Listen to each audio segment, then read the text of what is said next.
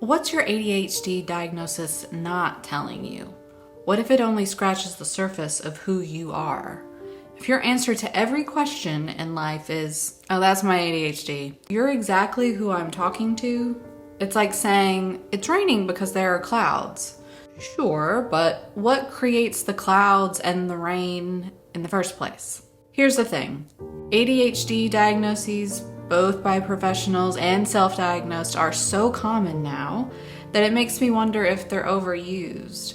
What if instead of stopping at the label, as if that explains it all, we asked, is there a better way to understand what's really going on? Because if you really want long-term relief, you have to go deeper than those 4 letters. ADHD doesn't tell you the whole story. The good news is you can start getting curious about where your symptoms are coming from, and that's where the real healing begins. I'm Ashley, a licensed mental health counselor of 14 years, and today we're exploring what your ADHD diagnosis might actually be telling you. Many ADHD symptoms are just surface level expressions of something deeper going on inside of you. Think of them as signals, messages from your mind and body trying to get your attention. This isn't just true for ADHD, it's true for most mental health symptoms. They're like breadcrumbs leading you to something that needs care or resolution. This is why we look at the developmental trauma framework. When we think of ADHD, we often think of these types of symptoms: difficulty focusing, impulsivity, restlessness. But for many people, these are just part of a much bigger picture. This is where developmental trauma framework can offer deeper insight.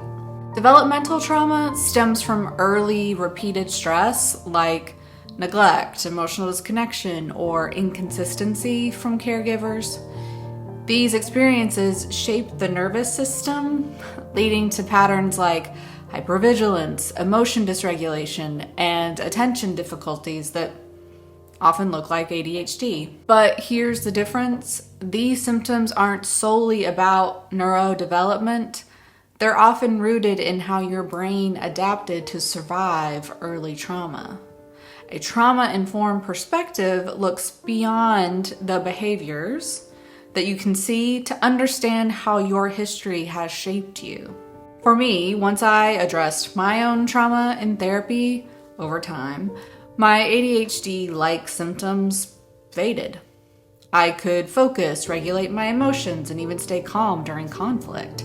It's like thinking a routine will help with your procrastination without ever looking at what's causing you to procrastinate in the first place. And maybe if you resolved that issue, you would have a lot more ease in life. And here I'm going to give you an example through inattention. I think we all have experienced that. Inattention can come from a lot of places. For example, anxiety. If your mind is stuck in hypervigilance, scanning for danger, it's hard to focus. Or maybe you're overwhelmed by constant worry, leaving little room for attention resources. The solution isn't amassing techniques for harnessing your attention, it's addressing the fears at the root. And once you do that, attention becomes a lot easier. Also, inattention can stem from depression. Low energy and lack of interest can make focus feel impossible. Depression often stems from unprocessed emotions, and once those emotions are worked through, focus tends to return naturally. Developmental trauma can cause the inattention underneath all of it. And trauma can leave you stuck in fight, flight, or freeze. And that makes focus inconsistent because your nervous system hasn't settled. Also, you could have physical developmental issues to do with auditory processing or motor planning skills, for example. But those will be exacerbated by trauma. You could end up with difficulty following directions or feel lost and confused and out in space. Burnout, stress can also impact attention. Chronic stress can lead to emotional exhaustion and shutdown, making even simple tasks overwhelming. Again, you'll think you have ADHD when maybe you don't. And why this matters, at the heart of this, I've noticed that some people prefer to think it's my ADHD rather than explore deeper emotions like anxiety, depression, trauma.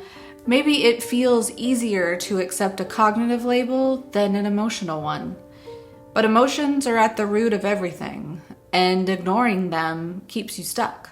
If you only focus on the surface symptoms, it's like trying to lose weight without thinking about what you're eating.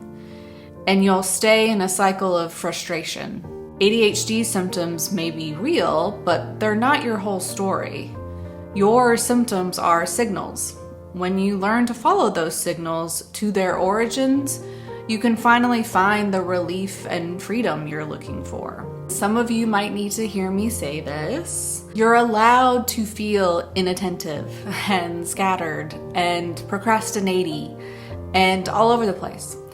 I don't think we need to over-pathologize these states of mind. Just think of them as signals to something else that needs your attention. Or not. Just let the inattention be and go along for the ride. You don't have to be 100% productive all the time. You know? I've learned there's something unique I have to offer no matter the state my mind is in, and I want that for you too. Well, that's it for me for today. Thank you so much for watching, and you can see a video I did on the riskiness of diagnostic labels somewhere around